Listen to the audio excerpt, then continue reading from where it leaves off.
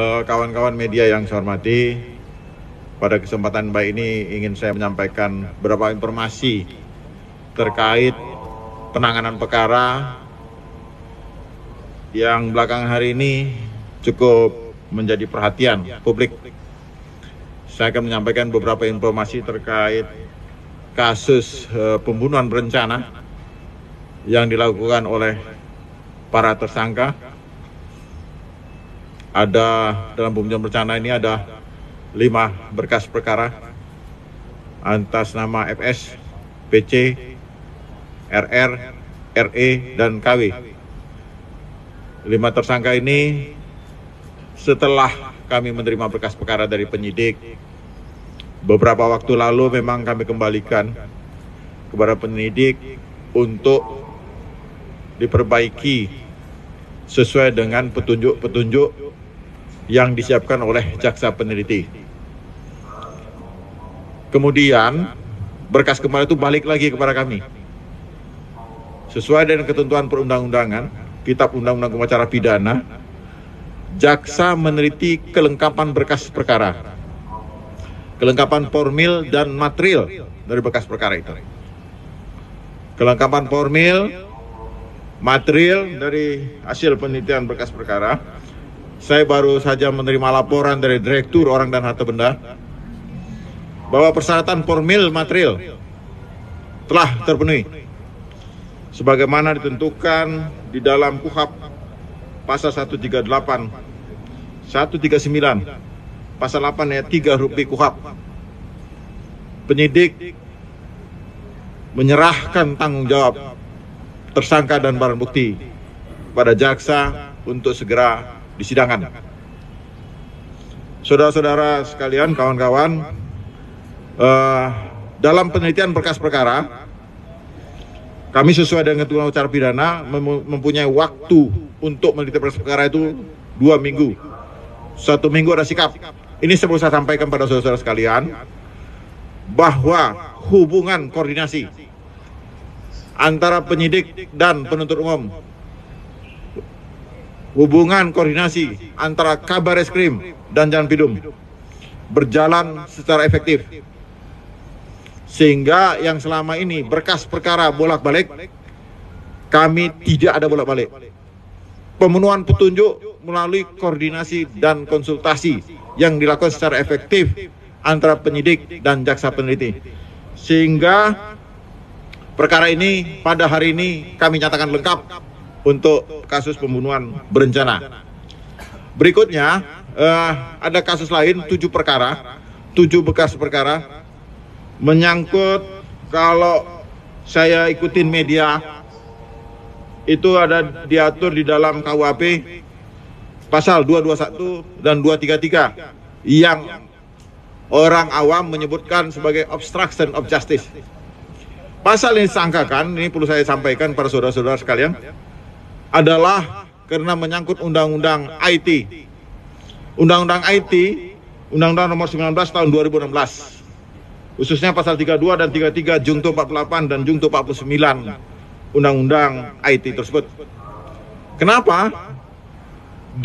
Ini karena yang dirusak adalah barang elektronik, bukti elektronik, sehingga kami menyangkakan berdasarkan petunjuk jaksa kepada penyidik dan penyidik memenuhinya, sehingga yang dipersangkakan nanti yang terberat primer adalah Undang-Undang IT, dan berikutnya kami juga menyangkakan subsidiar undang-undang yang diatur dalam KUHP.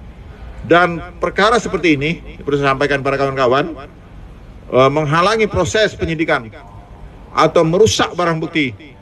Kami telah terbiasa melakukan penyidikan sebagaimana dilakukan di Jampisus, yang menghalangi penyidikan ditentukan pasal 21 Undang-Undang Tindak Pidana Korupsi. Jadi bagi kami hal ini hal biasa, dan kami sudah banyak menangani perkara-perkara seperti ini.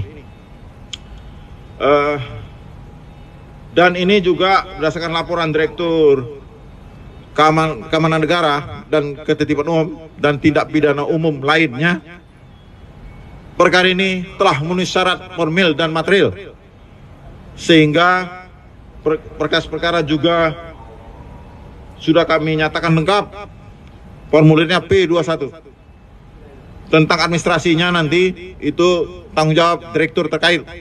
Kapan dikeluarkan, hubungan koordinasi dengan Bariskrim, dengan direktur terkait di Bariskrim.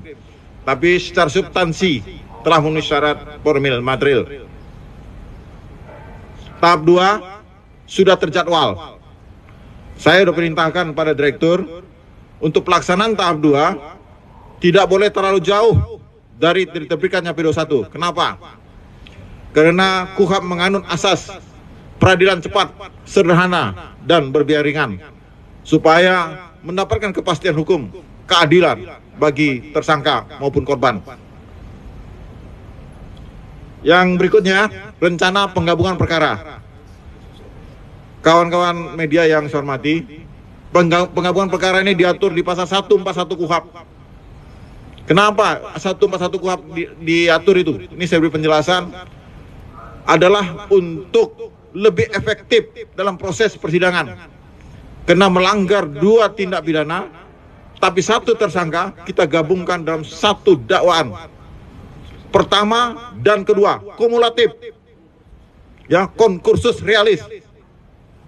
Jadi 2 tindak pidana saya gabungkan pakai dan, berarti 2 tindak pidana. Jadi konkursus, dalam teori hukum pidana disebut konkursus realis. Itu menyangkut 2 perkara yang menarik perhatian masyarakat. Tapi yang tidak kurang menariknya, perlu saya sampaikan pada kesempatan yang baik ini, adalah menyangkut kasus Indosuria. Kasus Indosuria ini telah disidangkan di Pengadilan Negeri Jakarta Barat dengan tersangka Hendri Surya dan ini 3 tersangka, Juni Indria, Suito Ayub, DPO, sehingga kami belum melimpahkan ke pengadilan, dan Hendri Surya. Ini kawan-kawan media, kami sangkakan, ini biar saudara-saudara mengetahui, kami sangkakan pasal 46 Undang-Undang Perbankan, ancaman pidana 15 tahun. Dan kami kumulatifkan dengan Undang-Undang Tindak Pidana Pencucian Uang, ancaman sampai 20 tahun. Bahwa jaksa melindungi korban. Korbannya biar saudara tahu nih pada kesempatan yang baik ini, kurang lebih 23.000 orang korban. Kerugiannya yang berdasarkan LHA PPATK,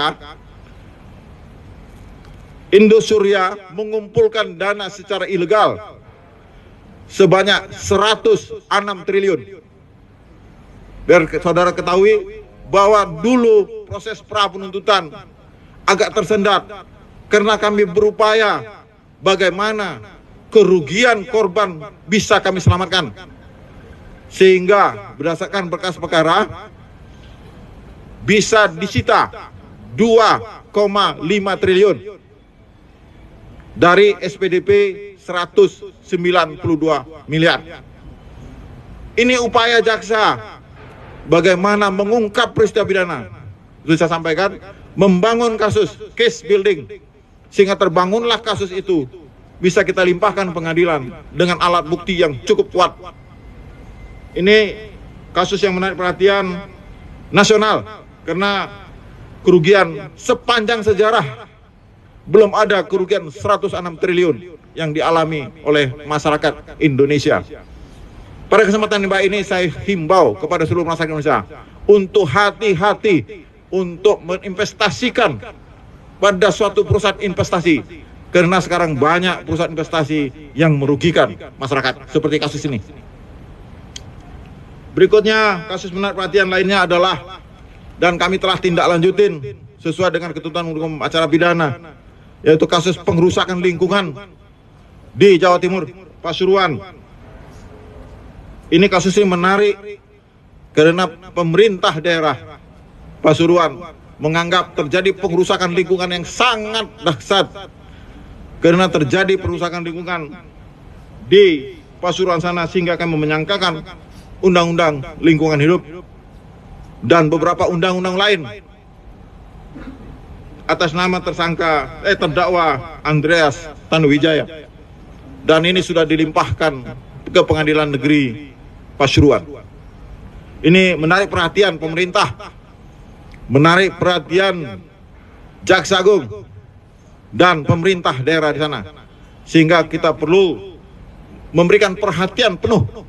Teman-teman media silakan diliput perkara-perkara menarik perhatian. Bahkan untuk Indosuria kami minta bantuan dari Komisi Pemberantasan Korupsi untuk mengikuti perkembangan persidangan perkara ini supaya prosesnya dilakukan secara terbuka dan dapat dipertanggungjawabkan transparan dan secara juridis sudah dibuat sesuai dengan ketentuan hukum acara pidana.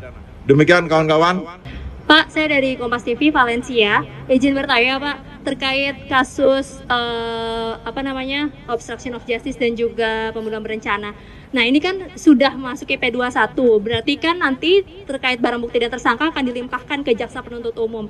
Kemudian terkait Ibu PC sampai saat ini belum ditahan, berarti bagaimana ke depannya Pak? Ini kan sudah menjadi kewenangan dari Jaksa Penuntut Umum kan Pak, untuk melakukan penahanan. Itu yang pertama. Lalu yang kemudian yang kedua, setelah P21 ini kelanjutannya bagaimana Pak? Tadi kan dikatakan akan ada melakukan penggabungan berkas perkara. Berarti ini sudah fix akan dilakukan penggabungan berkas perkara terhadap satu orang tersangka yakni Irjen Verdi Sambo, atau masih belum fix Pak penggabungan berkas perkaranya? Baik. Terima kasih. Terima kasih Valencia. Jadi untuk FS ini, karena saya sampaikan tadi melanggar 2 peraturan perundang-undangan, ya, maka konkursus realis untuk efektifnya persidangan ini kami gabungkan. Itu diatur dalam KUHP pasal 141. Ya, pasti udah digabungkan. Ya, yang saudara nggak usah ragu-ragu. Saudara bisa lihat nanti bagaimana perkara itu dilimpahkan segera ke pengadilan. Untuk PC, penahanan ini saya beri penjelasan kepada saudara. Itu dalam KUHP diatur tentang kewenangan penahan dalam setiap jenjang penanganan perkara. Penyidikan untuk kepentingan penyidikan, penyidik berwenang melakukan penahanan sebagaimana ditentukan pasal 21. Selama 20 hari diperpanjang 40 hari oleh jaksa. Begitu juga penuntut umum berwenang melakukan penahanan selama 30 hari, 20 hari ya, mohon maaf, 20 hari, dan dapat diperpanjang sesuai dengan ketentuan perundang-undangan pasal 29, kena ancaman pidana di atas 9 tahun, bisa diperpanjang 2 kali 30.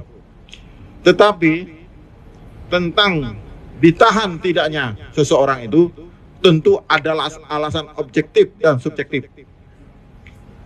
Itu kewenangan sepenuhnya jaksa penuntut umum. Nanti kalian bisa lihat perkembangannya. Jaksa penuntut umum bisa bersikap apa di sana. Kalau jaksa mengkhawatirkan 2 alasan, mengkhawatirkan melarikan diri, merusak tindak pidana dan barang bukti, atau akan melakukan tindak pidana lainnya. Ini alasan-alasan yang dilihat jaksa objektif. Objektif dari segi pasalnya bisa ditahan, dan subjektif, khawatir tidak jaksa melarikan diri. Untuk tidak melarikan diri ke luar negeri, jaksa penuntut umum yang ditunjuk sudah berkoordinasi dengan bidang intelijen segera setelah dinyatakan lengkap untuk melakukan cegah tangkal, melakukan pencegahan agar tidak ke luar negeri. Ini jaksa penuntut umum mengambil langkah itu supaya mengantisipasi terjadi pelarian ke luar negeri. Antisipasi jaksa sudah sampai dilaporkan kepada saya. Kami akan melakukan melakukan pencegahan terhadap Ibu PC. Saya bilang persilakan sepanjang itu diperlukan untuk kepentingan memperlancar persidangan di pengadilan. Tentang penahanan sepenuhnya saya serahkan kepada jaksa penuntut umum dan Kepala Kejaksaan Negeri Jakarta Selatan. Ada lagi? Iya, saya Taufik dari CNN. Izin bertanya, Pak Fadil, ada informasi yang menyebutkan bahwa Pak FS berencana menggunakan dalih hukum adat Sirina Pace di pengadilan untuk meringankan hukuman beliau. Nah, kalau dari jaksa penuntut umum sendiri, Kejagungnya itu gimana tanggapannya untuk mengantisipasi ini? Dan kapan terkait tahap 2 barang